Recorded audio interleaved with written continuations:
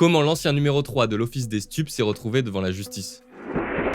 La semaine dernière a eu lieu le procès de Stéphane Lapeyre, numéro 2 de la police judiciaire de Bordeaux et ancien numéro 3 de l'Office des stupes. Il est jugé pour complicité de trafic de drogue avec 7 autres coprévenus. L'affaire remonte à 2013. Avec son subordonné Jocelyn Béret, il cherche à faire une belle saisie de drogue pour améliorer les chiffres de leur service.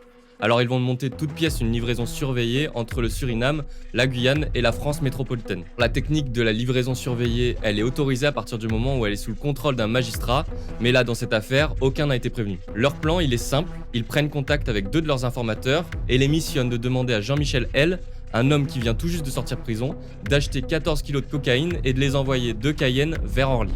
Pour cette mission, on lui indique de passer par un portique précis à la douane, on lui donne une fausse identité, 70 000 €.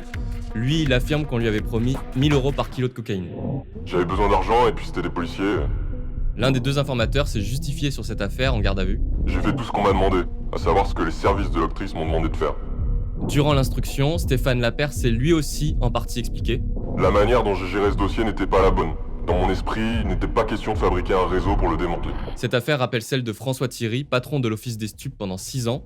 Le commissaire est aujourd'hui renvoyé aux assises à Lyon et mis en examen à Bordeaux. Et il est accusé d'avoir favorisé l'importation de dizaines de tonnes de drogue en France sans que les magistrats le sachent.